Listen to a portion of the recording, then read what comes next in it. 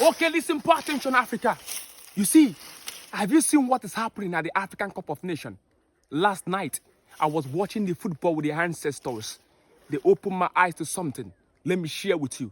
They say, "Tank crier, do you see what is happening at the African Cup of Nations?" Look closely.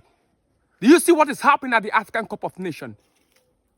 Do you see what is happening? African Cup of Nations has given us an opportunity. Which opportunity? An opportunity to see something that we rarely see anymore in Africa. An opportunity for Africans to see one another. An opportunity for Africa to see Africans. Tell me, when last did you see a Nigerian on a television?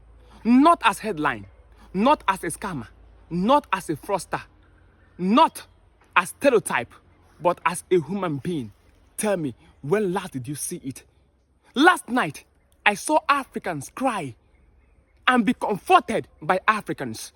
The last time I saw an African cry, we waited for a man to come across the Atlantic Ocean in the name of NATO to wipe an African tears.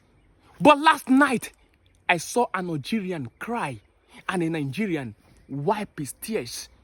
I saw an Ivorian man cry and an Egyptian wipe his tears. No visa, no border, no suspicious, just Africans comforting Africans. That is the beauty of Africa. That is the Africa that they do not want us to see. That is the Africa that they do not want us to know. An Africa that comforts one another when another cries. That is the Africa that they have been hiding away from us. That is the Africa. African Cup of Nations is not just football. It is a mirror, a reminder, a prophecy of what we could have become. For 90 minutes, all the borders and line collapse. For 90 minutes, the line and the border that they created, 1884, 1885, Otto von Bismarck, in a room that we were not invited, all of it collapsed. That border that was created by the colonial master, that division that they forced on us, that artificial identity that they taught us to fear one another, all of it collapsed under the weight of a shared joy. That is Africa. The North, the South, the East, the West, the Central Africa, all of us came to a table to play football. That is Pan-Africanism in motion. Not in speeches, not in textbook, but in action. That is the Africa. That is the Africa that Kwame Nkrumah dreamt of.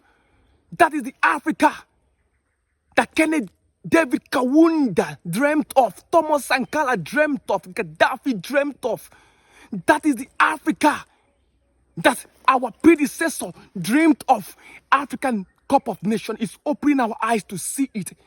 Where Africans will not be scared of another Africa. Where Africans cry and another Africans comfort them. My brothers, African Cup of Nations is showing us something. It's showing us that if we can unite to kick football, if we can unite to play football, then we can unite in destiny.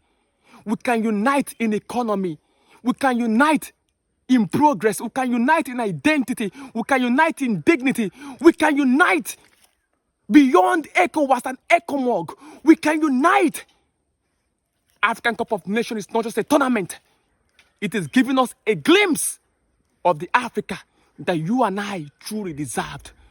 Because last night I saw a Nigerian scholar go and lift his hands to pay tribute to Patrice Lumumba.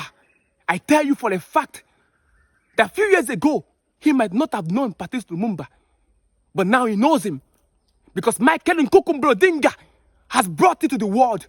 And last night a Nigerian honored him to lift him up for the lack of history that was demonstrated by Muhammad Amori. Oh, Nigerians are now patriotic, Afrocentric, beautiful tournament that I am watching.